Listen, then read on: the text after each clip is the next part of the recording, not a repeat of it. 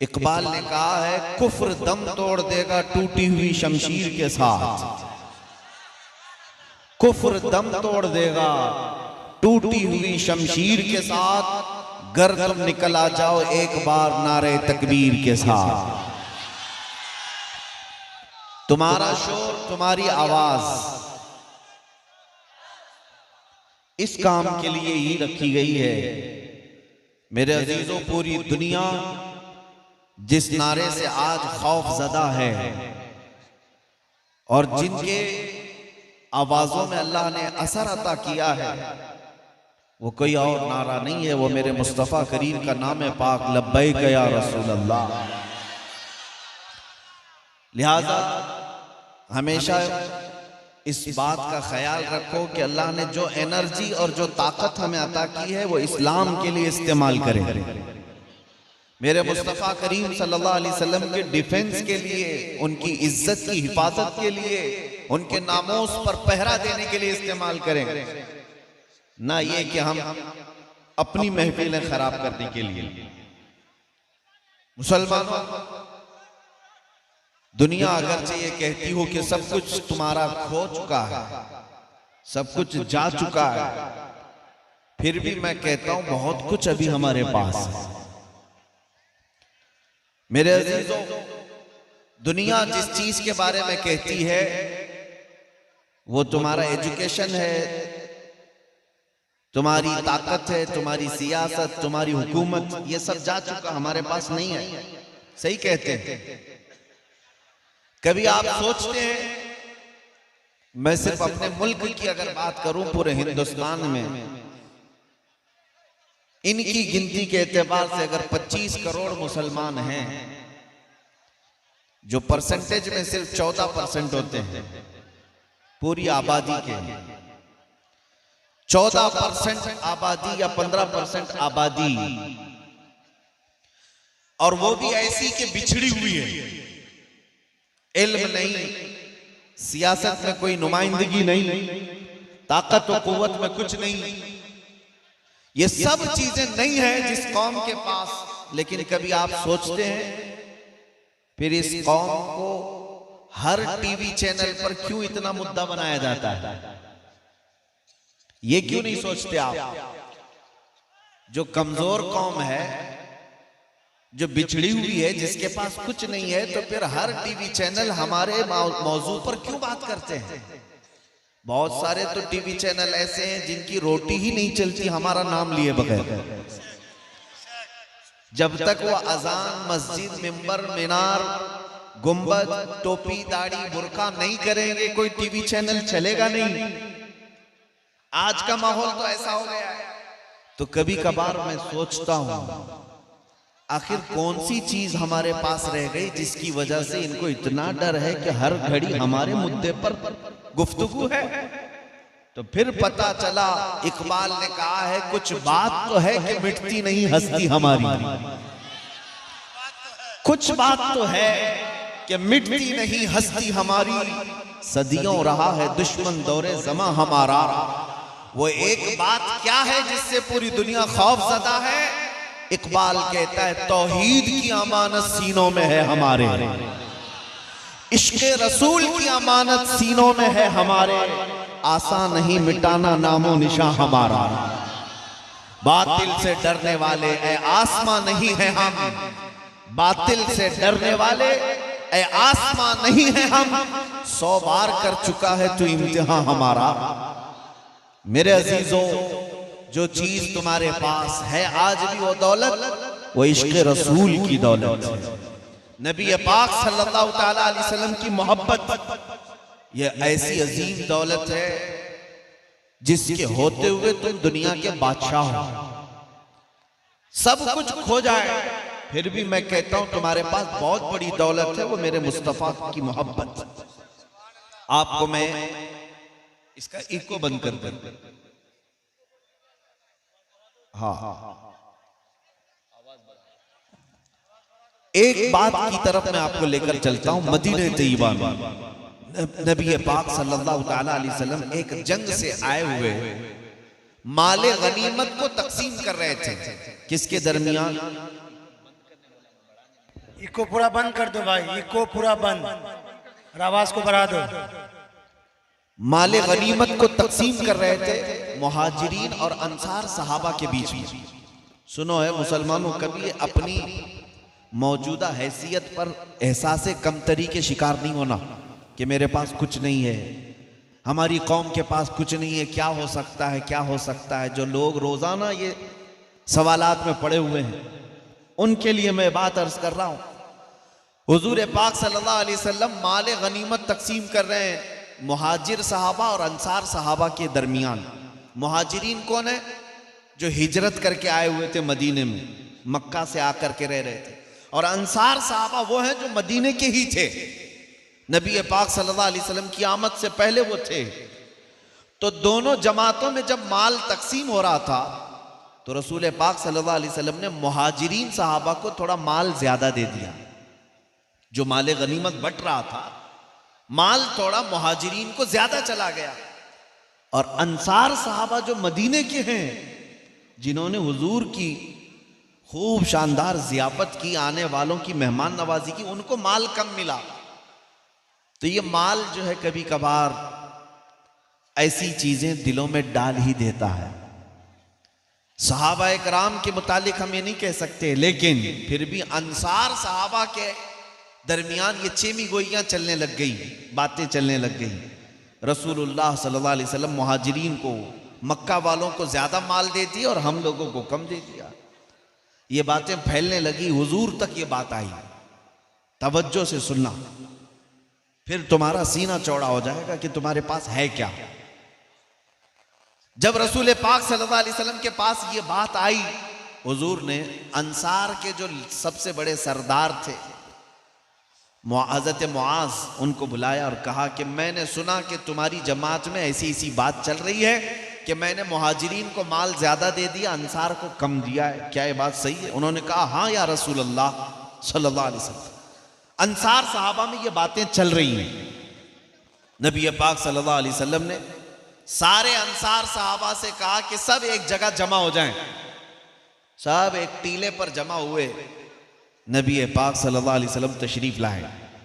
अब एक खुतबा दिया हुजूर ने, और ऐसा खुतबा बुखारी शरीफ की हदीस में आज भी कि जब भी हम पढ़ते हैं तो आंखें भीग जाती हैं। नबी पाक सल्लल्लाहु अलैहि वसल्लम ने अंसार को याद दिलाया कि ऐ अंसार, ऐ मदीने वालों, क्या तुम मेरे आने से पहले गुमराह नहीं थे, भटके हुए नहीं थे? अल्लाह ने मेरे जरिए से तुम्हें ईमान अता किया। सबों ने कहा हाँ या रसूल अल्लाह, हम तो भटके हुए थे, आपके आने की वजह से अल्लाह ने हमें ईमान की दौलत अता की। और उसके बाद रसूल करीम सल्लल्लाहु अलैहि वसल्लम इरशाद फरमाते हैं, तुम माल की वजह से अपने दिल में खलिश पैदा कर ली। थोड़ा माल मैंने मुहाजिरीन को इसलिए ज्यादा दे दिया कि उनका मदीने में कोई घर वर नहीं है, अभी वो हिजरत करके आए, अपना वतन छोड़ करके आए, इसलिए उनको थोड़ा माल ज्यादा दे दिया गया, उनका दिल रखने के लिए। नए इस्लाम में आए हुए हैं। और उसके बाद जो जुमला हुजूर ने फरमाया वही मेरे बयान करने का खुलासा है। जो हुजूर ने फरमाया इसी के लिए मैं अभी वाकया आपके सामने रखा हूं। अब नबी पाक सल्लल्लाहु अलैहि वसल्लम ने अंसार सहाबा से कहा, ऐ अंसार, क्या तुम इस बात पर राजी नहीं हो सकते कि दुनिया वाले माल लेकर के जाएं और जिसके पास माल ना हो वो अल्लाह का रसूल ले जाए? सुभान अल्लाह, सुभान अल्लाह, अल्लाहु अकबर, अल्लाहु अकबर।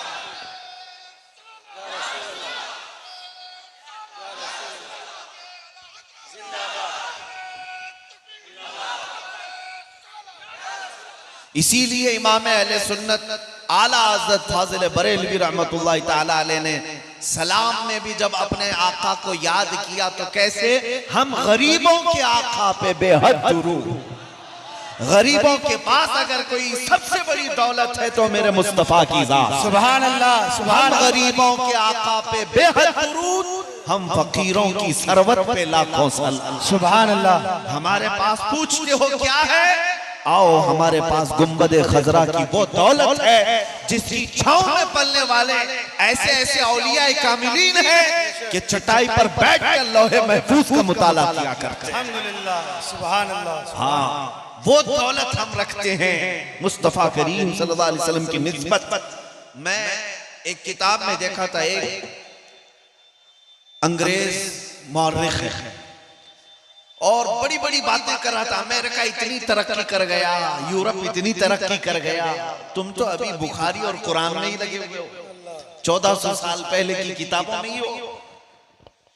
तो एक मुसलमान भी उसकी बातों में आ गया। मॉडर्न किस्म का मुसलमान था, वो यूरोप को अमेरिका को सब समझता था। जैसे आज भी बहुत लोग हैं, कुछ लोगों को ऐसा लगता है अमेरिका जाकर के आए तो जन्नत में पहुंच गए। मेरे अजीजों, हम गरीबों की जन्नत दरे मुस्तफा है। मैं आपको बताऊं, फख्र करना हो हाँ तो यूरोप और अमेरिका के बाशिंदे होने पर नहीं, मुस्तफा करीम के गदागर होने पर फख्र कर। मुर्शिद गिरामी हुजूर ताजुश शरीया रहमतुल्लाह तआला अलैह ने फरमाया कि बुल हवसन सीमो जर की बंदगी अच्छी नहीं, उनके दर की भीख अच्छी, सरवरी अच्छी नहीं। उनके दर की भीख अच्छी, सरवरी अच्छी नहीं।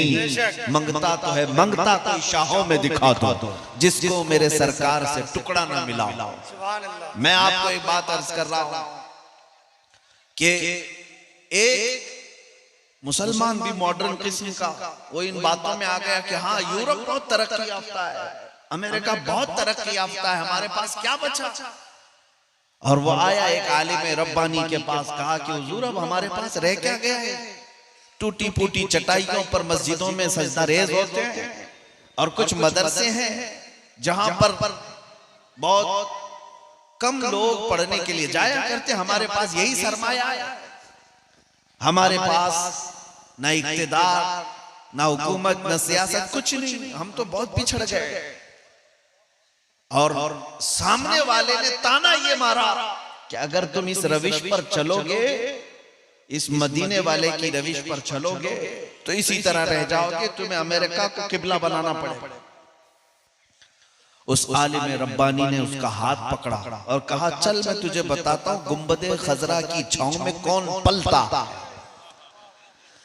लेकर गए और तारीख की किताब खोल करके बताया, आज से 700 साल पहले गुंबदे खजरा की छांव में दो लोगों की तारीख नजर आती है। एक बुजुर्ग बैठे हुए हैं गुदड़ी पहने हुए, एक जवान शख्स सामने आ रहा है। तारीख की बात 700 साल पहले, 800 साल पहले गुंबदे खजरा की छांव में दो लोग बैठे हुए, एक बुजुर्ग है और एक जवान है। तारीख से हमने पूछा ये कौन है, तो तारीख ने बताया ये बुजुर्ग का नाम ख्वाजा उस्मान हारूनी है और ये जो जवान आ रहा है ये मोइनुद्दीन अजमेरी है। अब हुआ क्या, ये जवान बढ़ता हुआ आया बुजुर्ग के पास, कहा मुझे आप बैत कर लें, मुझे आप अपने सिलसिले में दाखिल कर लें। बुजुर्ग ख्वाजा उस्मान हारूनी ने कहा, जमीन की तरफ देखो क्या दिखता है। कहा जमीन दिखती है और कुछ नहीं। कहा आसमान की तरफ देखो फिर क्या दिखता है।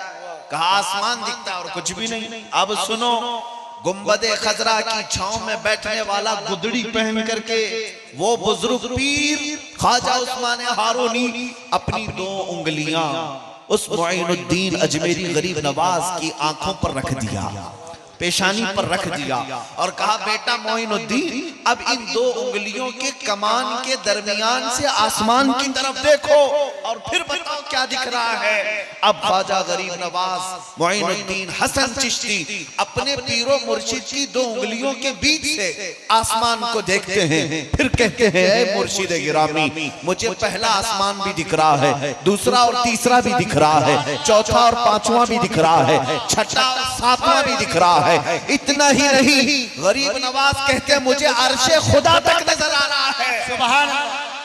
कहा जमीन की तरफ देखो और बताओ क्या दिख रहा है। देखा जमीन की तरफ, कहा मुझे सातों तबक जमीन के नहीं बल्कि तहतुस सरा तक नजर आ रहा है। ये वाकया मैं क्यों अर्ज कर रहा हूँ? उस आलिम रब्बानी ने उस मॉडर्न मुसलमान का हाथ पकड़ा और कहा जा तेरे यूरोप से, तेरे अमेरिका से बहुत तरक्की की बात करता है, एक ऐसा इंसान मांग करके ला जिसकी दो उंगलियों के बीच से ऊपर देखे तो अर्शे खुदा नजर आए और नीचे देखे तो तख्तुस सरा नजर आए। वाह वाह वाह वाह वाह, क्या क्या, सुभान अल्लाह, सुभान अल्लाह, अल्लाह अकबर। कहां से लाता, कहां से लाता? गया अमेरिका के दरवाजे पर, गया यूरोप के, रशिया के दरवाजे पर, कहा आपकी तरक्कियां बहुत है, आपने पेट्रोल मिसाइल बना लिए, आपने एरोप्लेन बना लिए, कंप्यूटर बना लिए, लेकिन मुझे एक सवाल आया है कि एक ऐसा इंसान चाहिए अमेरिका में, यूरोप में, रशिया में, तरक्की याफ्ता जितने ममालिक हैं, जापान में, चाइना में, एक ऐसा इंसान चाहिए जिसकी दो उंगलियों के बीच से ऊपर देखे तो अर्शे खुदा नजर आए और नीचे देखे तो तख्तुस सरा नजर आए। सबों ने कहा हमारे पास मशीनें तो मिल सकती हैं, इंसान अगर कहीं चाहिए तो सिर्फ गुंबदे खजरा की छांव। नारे तकबीर, नारे रिसालत, मसलक आला हज़रत, लब्बैक या रसूल अल्लाह, लब्बैक या रसूल अल्लाह, नारे रिसालत, सुभान अल्लाह, सुभान अल्लाह। मेरे अजीजों, रफीकाने गिरामी, मैं जो बात अर्ज कर रहा हूं, दुनिया आजिज आ जाएगी, मुस्तफा करीम सल्लल्लाहु अलैहि वसल्लम के गुलामों का जवाब नहीं ला सकेगी। लाओ आज जिनको फख्र है बहुत सारी तरक्कियात पर, मैं सबको चैलेंज के साथ कहता हूं, जाए पूरा अमेरिका, पूरा यूरोप, पूरा रशिया, पूरा जापान, पूरा चाइना मिल करके एक इंसान बना करके दिखा दे जो अगर कब्र पर ठोकर मारे तो मुर्दा जिंदा खड़ा हो जाए। और ये इंसान किसी मशीन में नहीं मिलता, ये सिर्फ गुंबदे खजरा के छांव में मिलता। सुभान अल्लाह, सुभान अल्लाह। इसीलिए मैं कहता हूं फख्र करने के लिए हमारे पास जो दौलत है वो दुनिया में किसी के पास नहीं। आज मुझे इस बात का अंदाजा है कि हम बड़ी दूर हैं मदीने तैयबा से और मोहब्बत करते हैं मेरे आका के दरबार से। हर मुसलमान यहाँ सुबह शाम सलाम भी पढ़ता है, तसव्वुर में गुंबदे खजरा लाता है, लेकिन हो सकता है किसी के ज़हन में ऐसी बात आती हो कि मदीने में रहने वाले जो पैदा ही मदीने में हुए, बुढ़ापा भी मदीने में आया, वो हुजूर के दरबार से क्या मोहब्बत करते हैं या उनके लिए नॉर्मल सी बात? सुनो, काफी साल पहले की बात मैं अर्ज कर रहा हूं, कई सालों पहले की बात। हमारे एक आलिम दीन है, मदीने तैयबा जियारत के लिए गए हुए थे।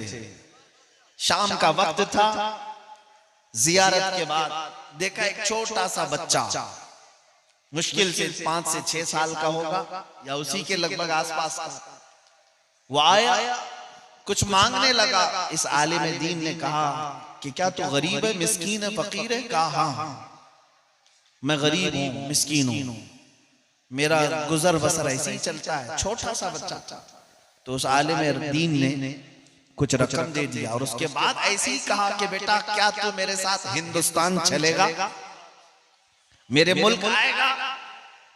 छोटे बच्चे बातों में आ जाते हैं और पूरा ग्रुप था इस मौलाना के साथ, उन्होंने मना लिया और बच्चा कहा मैं अपनी अम्मा से जाकर पूछता हूँ। वो थोड़ी देर के बाद अपनी माँ को ले आया, तो बात मजाक से चली थी, हकीकत में आ गई, हकीकत में आ गई। उस माँ से भी कहा गया कि तुम अपने बच्चे को हमारे हवाले कर दो, जो प्रोसेस है वो किया जाएगा, हम एडॉप्ट करेंगे, इसको पढ़ाएंगे, लिखाएंगे, ये बच्चा हमारे पास रहेगा। माँ भी राजी हो गई कुछ देर के लिए। अब सुनो जो बात मैं अर्ज कर रहा हूँ, उस बच्चे ने झिझोड़ करके रख दिया। वो बच्चा बड़ा खुश था कि जाना है मुझको, इंडिया जा रहा हूँ, हिंदुस्तान जा रहा हूँ। माँ से कहा कि मैं इनके साथ जाऊंगा, ये अच्छे लोग हैं, अच्छे लोग। और ये दूसरा दिन आ गया था। दूसरे दिन शाम में असर के बाद वहीं बैठे थे सहन में मदीने तैयबा में। वो तैयारी तो करने लग गया था, जाना है जाना है। आज आया मौलाना से कहता है कि मैं आपके साथ इंडिया तो आऊंगा, लेकिन एक बात मैं आपसे पूछता हूं। 6 साल का बच्चा पूछता है कि आपके इंडिया में जाऊंगा मैं, पैदा तो वहीं हुआ है, वहीं का पैदा हुआ। कहता है मैं आऊंगा आपके भारत में, इंडिया में, लेकिन मुझे ये बताओ क्या आपके इंडिया में भी ऐसा हरा गुंबद है? ये गुंबद खजरा वहां पर भी है? उस आलिम दीन ने कहा बेटा ये पूरी दुनिया का मरकज है, इसके अलावा कहीं नहीं। नकल तो हो सकती है, असल सिर्फ मदीने तैयबा में। उस आलिम दीन ने उसके सवाल को सुन करके ऐसी हैरत का इजहार किया कि एक छोटा सा बच्चा ये पूछ रहा है क्या ये गुंबद है वहां पर, ये नजारा है आपके यहाँ? उन्होंने कहा नहीं, अगर होता तो हम यहाँ क्यों आते? वही असल रौनक तो है, हम देखने आए। उसके बाद उस बच्चे की कैफियत में आपको बताऊं, अपना दामन झटक दिया और मौलाना से कहा आप जाओ, मैं इस छांव से दूर नहीं जा सकता। नारे तकबीर, सरवरी अच्छी लगी ना, खुसरवी अच्छी लगी ना, सरवरी अच्छी लगी, हम फकीरों को मदीने की गली अच्छी लगी।